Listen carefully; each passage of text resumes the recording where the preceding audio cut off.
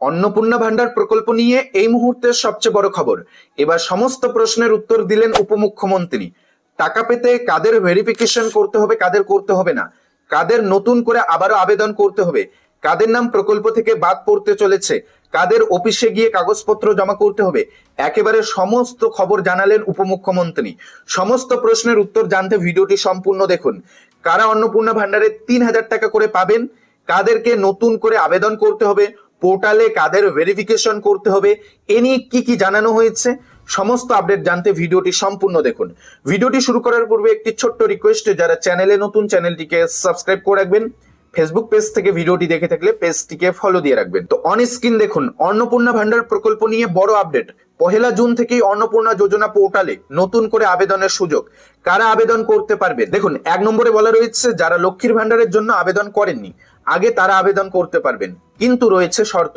দেখুন, 2 নম্বরে বলা রয়েছে লক্ষ্মীর ভান্ডার থেকে যারা অন্নপূর্ণা ভান্ডারে আসবেন তাদের ক্ষেত্রে ইনকাম ট্যাক্সের আওতায় আছেন কিনা দেখা হবে। 3 নম্বরে বলা রয়েছে এসআইআর এর ট্রাইব্যুনালে আবেদনকারীরাও প্রকল্পের সুবিধা পাবেন। যারা এসআইআর ট্রাইব্যুনালে আবেদন করেছেন তারাও এই প্রকল্পের সুবিধা পাবেন। সিএএ তে আবেদনকারীরাও টাকা পাবেন।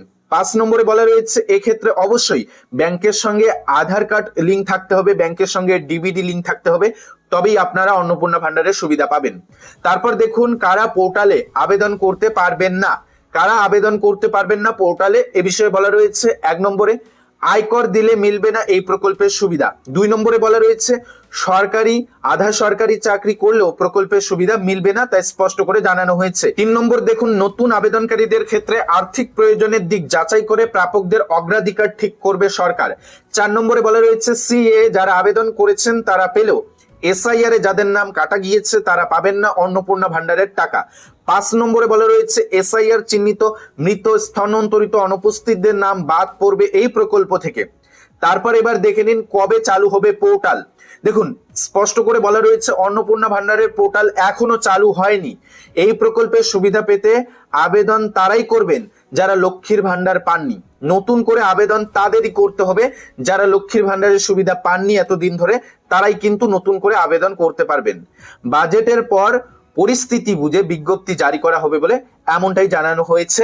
এই দিন রাজ্যের নারী ও সমাজ কল্যাণ দপ্তরের মন্ত্রী অগ্নিমিত্রা পাল এই সকল প্রশ্নের উত্তর দিয়েছেন। আর তিনি এটাও জানিয়েছেন যারা লক্ষ্মীর ভান্ডারের টাকা পেয়েছেন তাদের কোথাও গিয়ে কোনো কাগজ জমা করতে হবে না, কোনো ভেরিফিকেশনের প্রয়োজন নেই, এমনিতেই তারা টাকা পেয়ে যাবেন। এই বিষয়টা কিন্তু তিনি এই দিন স্পষ্ট করে জানিয়েছেন।